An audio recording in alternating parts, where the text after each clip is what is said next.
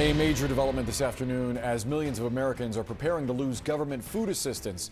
A federal judge now says she may intervene to compel the Trump administration into using emergency funds to keep the SNAP program open. If not, 42 million Americans will begin to lose their benefits starting on Saturday. It is day 30 of the government shutdown, and as the pain sets in for so many, lawmakers are scrambling.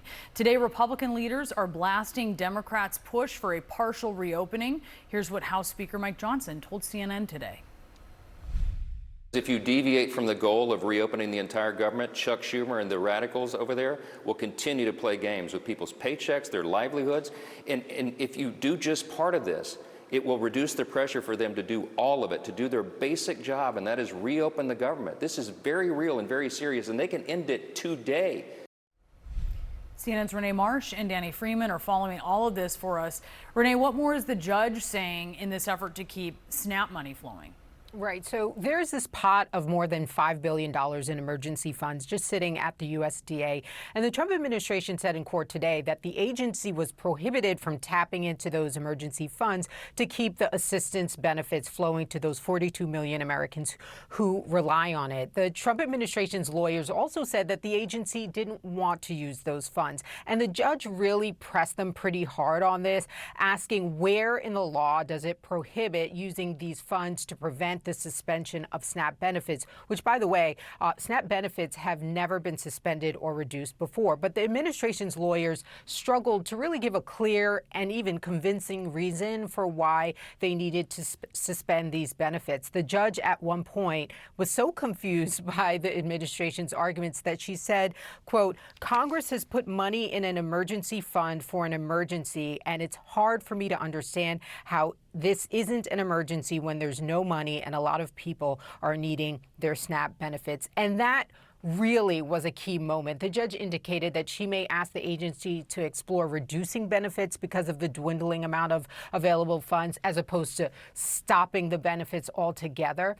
That would be complicated because the USDA would have to recalculate how much specific states will get. Then states will have to recalculate how much individuals will get. But here's the bottom line. Come November 1st, the SNAP benefits will not be available for the people who rely on them. The judge says that she's going to be working quickly to come up with an emergency decision, but she clearly was not buying the Trump administration's argument that they had no choice other than to stop these benefits during the shutdown. Thank you so much for that report, Renee. Let's go now to Danny Freeman, because Danny's at a food pantry in the Philadelphia suburb of Prospect Park. How are folks there preparing as so many of their neighbors are about to lose benefits? Yeah, Boris, I'll be honest with you. It's incredibly stressful for a lot of people that we've been speaking with who have had to come here because their last SNAP check came weeks ago, and they're not expecting it to come when this Saturday begins. And you've seen the strain because there are people who have kids. We spoke to a woman who has 4 kids, and she needs to put food on the table, which is why she ended up coming here. So we're at Loaves and Fishes. It's a food pantry, like you noted, in Delaware County, Delco, just outside of Philadelphia. And I want to actually bring in Pastor Chris, you're the director here. Thank you for being with us. So tell me, what has the impact been that this community has felt because of this impending expiration of these SNAP benefits? Sure. So we've probably seen an increase of about 30% in our families just in the last couple of weeks that are coming for a visit. So folks in anticipation of what's going on with SNAP.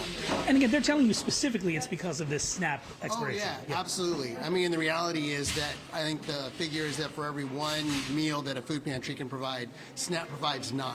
And so we're extremely grateful. Like, the community outpouring has been huge in terms of donations and volunteers. Certainly could always use more, but you can't make up that kind of a difference. Like, you can't make up those 9 meals just with that. Well, and I read that you had said before that, again, keeping the pantry stocked has been a challenge or a concern, right? Sure, we could open up like another distribution so we could serve more people, but if we don't have additional food and resources to do that, then there's no way. It's not sustainable, and we want to be sustainable. And so it really is a community effort. Government, the local community, both those things work in partnership to make pantries work, and half of that equation is just missing, and there's no way to make up that gap by ourselves. You've been doing this for over a decade here. 25 years. Pantry's been here for Pantry 25 has. years. I've been here for 5. Right. So have you seen this amount of all of a sudden stress come in like this before? So I've told people last Thursday, and I think just because of everything that's going on, last Thursday was probably the first day in my time that I was scared, because there's this sense that there's all this need. Even during the pandemic, we knew that there were additional resources that were coming in, but we're facing that kind of need again, and you don't have the security of those resources. Well, thank you for the work you do, Pastor Chris. I really appreciate you. Thank you for telling our story. No, of course. So you get that, Boris. This is the stress that folks are feeling here, and also the importance of food pantries like this to really hold communities together as they're facing this, again, impending SNAP expiration on Saturday. Boris?